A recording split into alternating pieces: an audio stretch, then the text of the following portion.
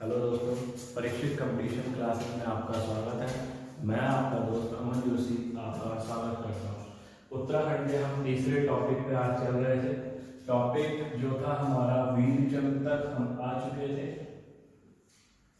जो चंद राजवंश में वीरचंद चल रहा था, वीरचंद ने क्या काम किया था? चंद वंश की पुनर्स्थापना की थी। ठीक है ना दोस्तों, चंद वंश की पुनर्स्थापना किसने की थी? वीरचंद ने। ठीक है, चंद्रवंश की पुनर्स्थापना किसने की? वीरचंद ने की। किसकी हत्या करके की थी? खस, जो खस मुखिया था, खस मुखिया, अंतिम खस मुखिया सोपाल की हत्या कर वीरचंद ने। ठीक है, अंतिम खस मुखिया सोपाल की हत्या कर वीरचंद ने चंद्रवंश की पुनर्स्थापना की। ठीक है, अंतिम खस मुखिया। ठीक, इसके बाद क्या था? वीरचंद, है ना। वीरचंद को हमने पढ़ा था। वीरचंद ने जो ये सोपाल को हराया था, इसका सेनापति कौन था वीरचंद का? इसके सेनापति का नाम था सोनखड़ायन। ठीक है दोस्तों, मतलब वीरचंद ने अपने सेनापति सोनखड़ायन की मदद से अंतिम खस मुखिया सोपाल की हत्या कर चंद्रवंश की पुनर्स्थापना की। नेक्स्ट, इसके बाद वीरचंद के बाद अगला जो चंद्र शासक आएगा वो आपका होगा नानकी चंद। नानकी चंद। ठीक है, एक छोटी सी इंपॉर्टेंट है इसके बारे में बात कि इसके समय में, नानकी चंद के समय में डुलू, डुलू निवासी, डुलू का रहने वाला, अर्थात डुलू का रहने वाला वैराग कुल का, कुल क्या है? वैराग कुल, वैराग कुल का शासक अशोक चंद, अशोक चंद ने उत्तराखंड में आक्रमण किया था। नानकी चंद के समय की घटना क्या है कि डुलू निवासी कुल क्या है उसका? वैराग कुल, और शासक कौन है? अशोक चंद। अशोक चंद ने 1191 में आक्रमण किया था। ठीक है, अब इस अशोक चंद की विजय की जानकारी 3 अभिलेख हमको देते हैं। ठीक है, वो 3 अभिलेख कौन कौन से? सबसे पहला गोपेश्वर अभिलेख। ठीक है, गोपेश्वर अभिलेख जो है 1191 का है। उसके बाद है बाड़ाहाट का त्रिशूल लेख, बाड़ाहाट का त्रिशूल अभिलेख, जो इस बार एग्जाम में भी आया था। बाड़ाहाट का त्रिशूल अभिलेख 1209। नेक्स्ट तीसरा अभिलेख है बौद्ध गया अभिलेख।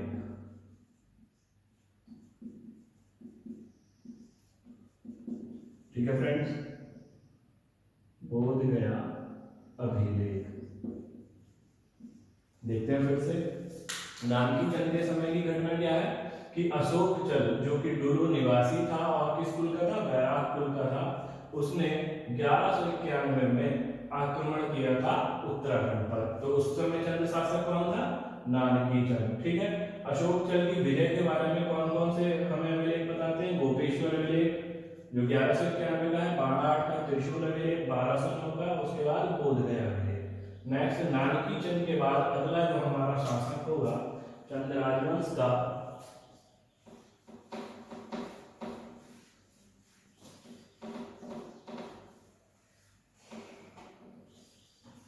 वो होगा त्रिलोकचंद।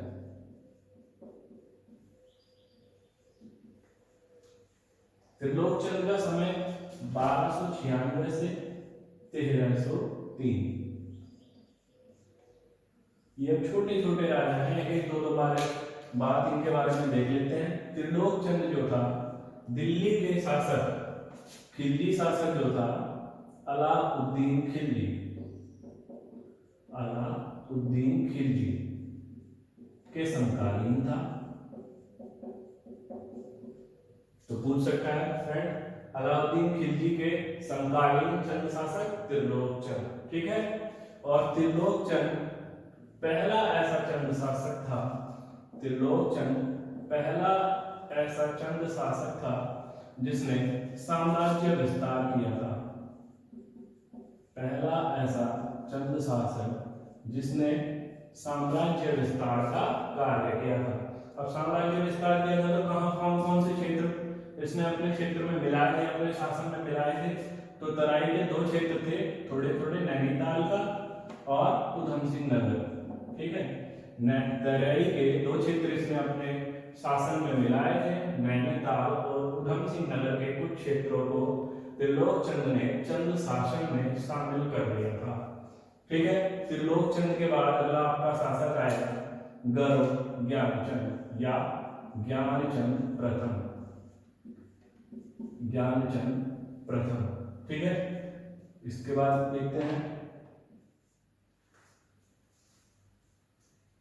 ज्ञानचंद प्रथम।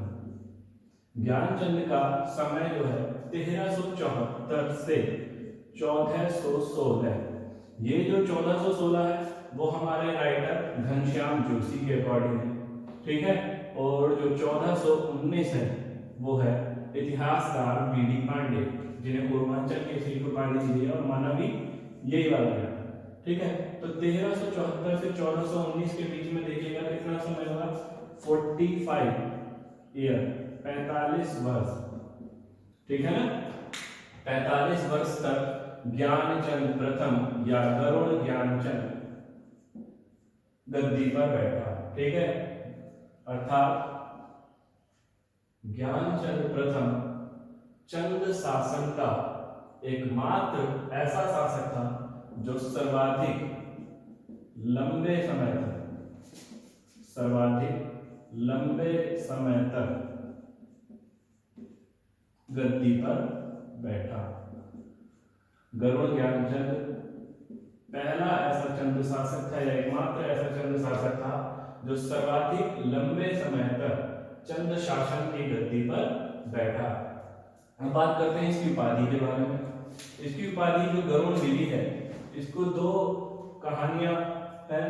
सबसे पहली कहानी क्या है कि जो ज्ञानचंद प्रथम था वो भगवान गरुड़ या विष्णु का उपासक था। जो गरुड़ ज्ञानचंद था या ज्ञानचंद प्रथम था वो विष्णु का उपासक था, जिसकी वजह से इसका राज चिन्ह क्या था, गरुड़ था। ठीक है, ज्ञानचंद प्रथम का जो राज चिन्ह था वो क्या था, गरुड़ था, जबकि चंद शासन का राज चिन्ह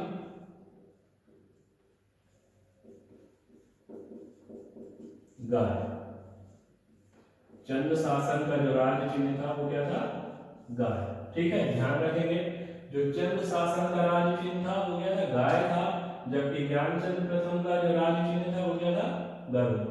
पहली कहानी की तो बात ये हो गई। दूसरी कहानी इसके बारे में कहा जाता है कि ज्ञानचंद प्रथम जो था वो दिल्ली जाने वाला, दिल्ली दरबार में जाने वाला पहला चंद शासक था। तो ध्यान रखेंगे, दिल्ली दरबार जाने वाला, दिल्ली दरबार जाने वाला पहला चंद शासक। ठीक है फ्रेंड्स, दिल्ली दरबार जाने वाला पहला चंद शासक कौन है, ज्ञानचंद प्रथम। ठीक, दूसरी कहानी क्या थी कि दिल्ली दरबार जब ये गया तो इसके समकालीन कौन था शासक दिल्ली दरबार में या दिल्ली की गद्दी पर, फिरोज शाह तुगलक या नसरुद्दीन तुगलक। जो आपको ऑप्शन में मिलेगा आप उसको टिक कर देंगे, नसरुद्दीन तुगलक या फिरोज शाह तुगलक, FST। ठीक, तो जब फिरोज शाह तुगलक या नसरुद्दीन तुगलक एक दिन शिकार पर निकले थे, तो वो शिकार पर जब निकले थे तो वो गरुड़ का जो है वध करना चाह रहे थे, गरुड़ की हत्या करना चाह रहे थे, गरुड़ का शिकार करना चाह रहे थे, परंतु उनसे नहीं हुआ। और गरुड़ ज्ञानचंद ने क्या करा, अपने एक ही तीर में गरुड़ की शिकार कर लिया। तो इसकी वजह से फिरोज शाह तुगलक या नसरुद्दीन तुगलक ने ज्ञानचंद प्रथम को कौन सी उपाधि दी, गरुड़ की उपाधि। ठीक है, ध्यान रखेंगे फ्रेंड्स। इसके बाद बात करते हैं ज्ञानचंद प्रथम की अगली कहानी।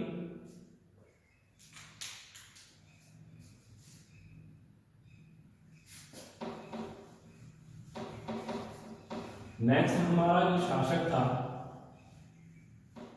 वो था ज्ञानचंद प्रथम का जो सेनापति था वो था नीलू कटायत। ज्ञानचंद प्रथम का जो सेनापति था वो था नीलू कटायत और इस नीलू कटायत की उपाधि थी कुमैया खिलायत। ठीक है, ज्ञानचंद प्रथम का जो सेनापति था वो कौन था? नीलू कटायत था, जिसकी उपाधि थी कुमैया खिलायत और इनाम के रूप में ज्ञानचंद प्रथम ने नीलू कटायत को रौत भूमि, ठीक है, रौत भूमि दी। ठीक है, ज्ञानचंद प्रथम ने नीलू कटायत, अपना जो सेनापति था नीलू कटायत ज्ञानचंद प्रथम का, उसको इनाम के रूप में कौन सी भूमि दी? रौत भूमि। तो एग्जाम में जब आएगा कि इनाम के रूप में दी जाने वाली भूमि रौत भूमि, किसने शुरुआत की? ज्ञानचंद प्रथम ने। ठीक है, अगला शासक आपका आएगा भारती चंद। भारती चंद इंपोर्टेंट शासक है।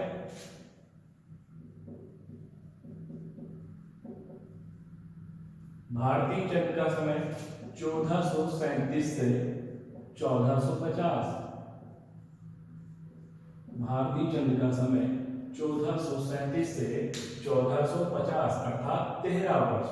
ठीक है, भारती चंद के समकालीन, भारती चंद के समकालीन तीन शासक हमको देखने हैं, तीन जगह के। सौर जो पिथौरागढ़ का क्षेत्र था, सीरा और उसके बाद डोटी, ये नेपाल था।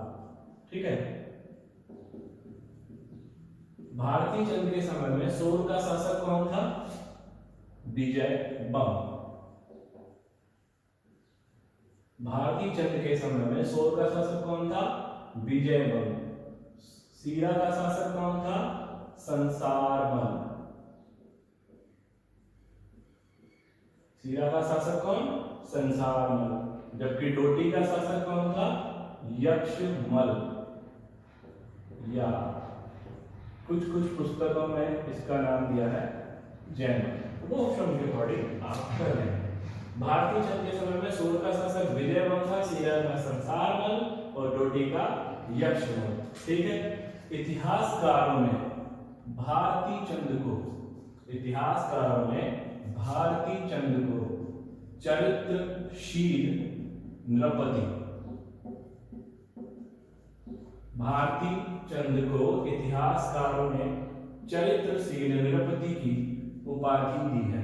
ठीक है, भारती चंद को इतिहासकारों ने चरित्रशील नृपति की उपाधि दी है और ये चंद राजवंश का पहला ऐसा शासक था जिसने डोटी की अधीनता नहीं स्वीकार किया था। जो डोटी शासक थे वो चंद राजवंश से टैक्स कलेक्ट करते थे, अधीन थे चंद राजवंश किसके? डोटियों के। तो चंद राजवंश का भारती चंद जो शासक था वो पहला ऐसा शासक था जिसने डोटियों की अधीनता स्वीकारने से मना कर दिया था और इनको टैक्स देने से मना कर दिया था, जिसकी वजह से क्या होगा? डोटी को, जो डोटी शासक है उनको गुस्सा आ जाएगा और वो क्या करेंगे? भारती चंद से युद्ध करेंगे। ठीक है, तो भारती चंद वर्सेस डोटी शासक कौन है? यक्षमल या जैन। देखिएगा, 13 वर्षों के शासनकाल में भारती चंद ने लगातार 12 वर्षों तक युद्ध किया। ठीक है, लगातार 12 वर्षों तक युद्ध किया। अब जो भारती चंद की सेना थी, जिस स्थान पर इनके सैनिकों ने या इसके नायकों ने जो पड़ाव डाला था, तो उन नायकों ने जिस पड़ाव पर इन्होंने जो है रुके थे, भारती चंद के लोग, उन्होंने क्या करा था? वहां के महिलाओं से वैवाहिक संबंध स्थापित कर लिया था। ठीक है, जो भारती चंद के सैनिक थे उन्होंने जिस स्थान पर पड़ाव डाला या वहां रुके, तो वहां पे क्या करा? वहां की महिलाओं से वैवाहिक संबंध स्थापित कर लिया। और युद्ध के बाद उन महिलाओं को वहीं छोड़ के आ गए। तो जो पुत्र या पुत्री उत्पन्न हुए उनको हीन भावना से देखा जा गया। ठीक है, जो पुत्र या पुत्री उत्पन्न हुए उन वैवाहिक संबंधों के बाद उनको जो है हीन भावना से देखा गया और एक जाति, नई जाति बन गई जिसका नाम था नायक जाति। ठीक है, कौन सी नई जाति बन गई? जाति नायक जाति। ठीक, भारती चंद इस युद्ध में यक्षमल से जीत गया था और भारती चंद ने टैक्स देना बंद कर दिया था। ठीक है, आगे एक मात्र ऐसा शासक आएगा उद्योग चंद जो उल्टा डोटियों पर भी टैक्स लगा देगा, उसकी बात बाद में करें। ठीक है, भारती चंद ने क्या करा? यक्षमल या डोटी शासकों को अब जो टैक्स दे रहे थे वो बंद कर दिया था। और इस दौरान, इस युद्ध के दौरान जो जाति की उत्पत्ति हुई वो थी नायक जाति। और अगला क्वेश्चन ये है इतिहास से हटके कि सन 1919 में जो नायक जाति से उत्पन्न पुत्र या पुत्री थी या कन्या थी, सन 1919 में कन्या या स्त्रियों के जीवन में सुधार के लिए नायक सुधार अधिनियम, नायक सुधार समिति बनाई गई। 1919 में नायक सुधार समिति कुमाऊं परिषद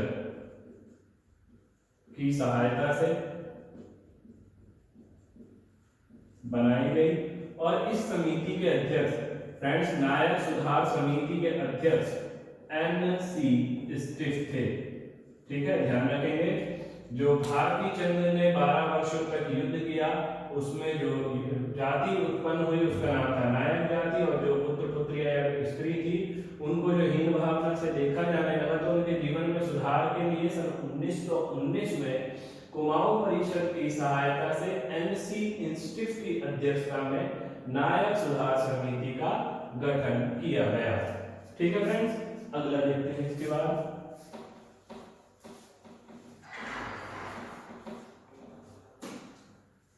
डोटी को हटा देते हैं। भारती चंद का पुत्र था रतन चंद। रतन चंद ने सेना इकट्ठा की और क्या काम किया? अपने पिता की सहायता के लिए सौर और सीरा पर कब्जा करने के लिए रतन चंद ने अपने पिता की सहायता की और इंदौर और सीरा पर कब्जा कर लिया। ठीक है, इसके बाद क्या हुआ? रतन चंद पहला ऐसा चंद शासक था जिसने कुमाऊं की धरती पर भूमि बंदोबस्त कराया। या चंद शासक में पहला भूमि बंदोबस्त किसने कराया? रतन चंद ने। एग्जाम में आ चुका है, चंद शासन का पहला भूमि बंदोबस्त किसने कराया? रतन चंद ने, जिसका अधिकारी, इस भूमि बंदोबस्त का अधिकारी कौन था? जिंदा कैथल। ठीक है फ्रेंड, जो भारती चंद का पुत्र था रतन चंद, उसकी सहायता से सौर और सीरा पर कब्जा कर लेते हैं, अधिकार कर लेते हैं और रतन चंद ने कुमाऊं की धरती पर पहला भूमि बंदोबस्त कराया, जिस भूमि बंदोबस्त का अधिकारी कौन था? जिंदा कैथल। नेक्स्ट मिलते हैं अगली वीडियो।